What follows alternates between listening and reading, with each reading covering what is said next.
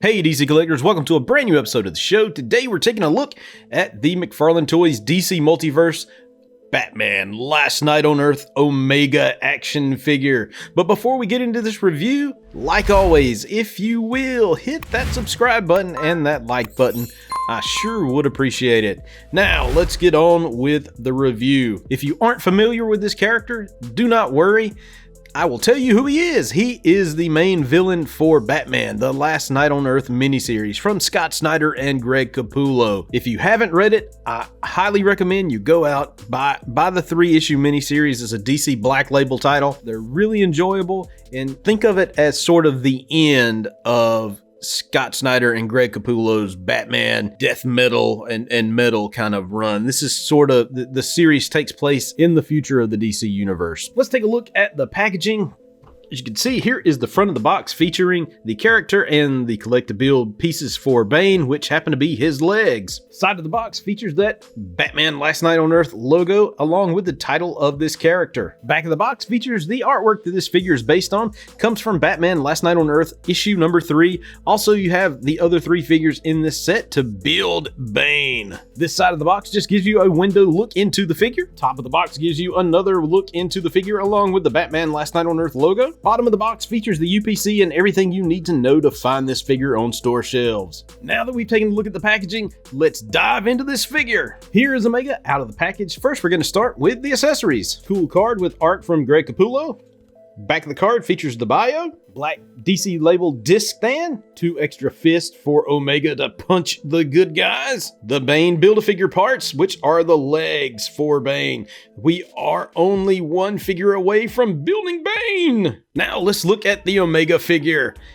He measures approximately a little over 7, maybe 7¼ inches tall. Let's take a look at the paint apps on this guy. So, nice bat logo here, this little raised off the chest, not just painted on, which is always a plus.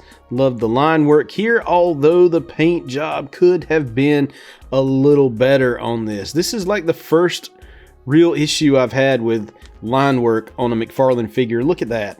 Look how the red is just off to the side of it. It's like they missed the mark when they were painting, because a lot of the line work here is gray. They missed half of it, so the red kind of bleeds off over there. The red lines here are just that. They're painted on down the legs, on the arms, on the face. They're not raised. So I think they missed an opportunity here when they go and they sculpt it, even right here in the thigh area, in the groin area. They sculpted this all the way up through here, but then they kind of went cheap over here and just painted, and I'm sure it's because these parts, I don't know, I'll have to go back and look, but I guarantee you these are reused legs from some other figure. Maybe just changed right in here just to match the costume.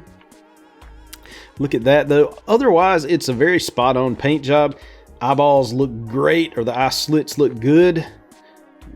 Back of the figure still has a little paint job right there with the red. Same down here.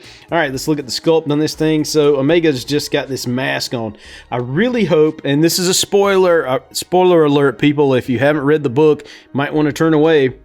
Fair warning, last time. Here we go. Okay, so I really hope that they re-release this figure, maybe with an old man Bruce Wayne head.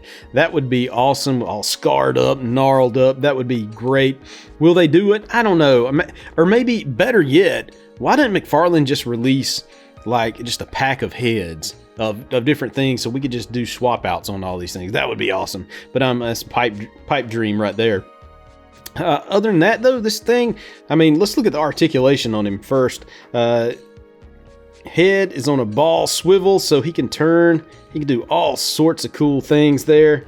Turn all the way around. This is just really nice. I love the way McFarlane does the heads. They're cool. He's got the butterfly shoulders, so he can do some cool things there. That's as high as he's going to get his arm rotation. He can go all the way around. He's got bicep swivel. He's got double jointed elbows. And of course, he's got the McFarlane articulation on the wrist, so his hand can turn all the way around and go up and down. Oh, he looks like he broke it. And down, all that kind of good stuff. Now, I will say, The ball joints don't look horrible on this figure. I don't know why. Some figures, it's like the ball joint just looks just odd, like it's way bigger than it should be, and it sticks out and protrudes and in weird patterns, but this one doesn't. Okay, let's look at the rotation here at the chest. He can move a little bit there. Yeah, not much bend to him. He also can turn at the waist, you know, so I don't really understand the articulation here when it doesn't move all that much. I guess the way the thing's sculpted. Let's look at that. He's got some pretty decent mobility there. Yesterday I broke my Wonder Woman, so I'm trying not to do that here. You can see the mobility there. Got double jointed knees, of course, as you can see here. And of course the McFarlane ankle joint that I've gone over and over again. And he does have toe articulation as well. Look at the back. He does have a pretty cool little cape, like a mini cape. I call that a mini cape. Overall, this is a very, very nice figure. Is it one of my favorites? It's definitely one of my favorites from this line so far. Out of these 4 figures, we've already reviewed Wonder Woman and Scarecrow. This one, you know, it's always weird that he does the best job on the Batman figures. I don't understand why, but, you know, I wish another figure would get as good of as much treatment as this one does. But overall, a very nice figure to add to the collection. Can't wait to see him on the shelf with the rest of my Batman and the rest of this particular line once Bane, especially once Bane is built. Alrighty, that's it. So if you like what I'm doing, hit that subscribe button and that like button. I sure would appreciate it. You can also find me on social media at DC Collectors on Facebook, Instagram, and Twitter, and visit me on DCCollectors.com each and every day. Until next time!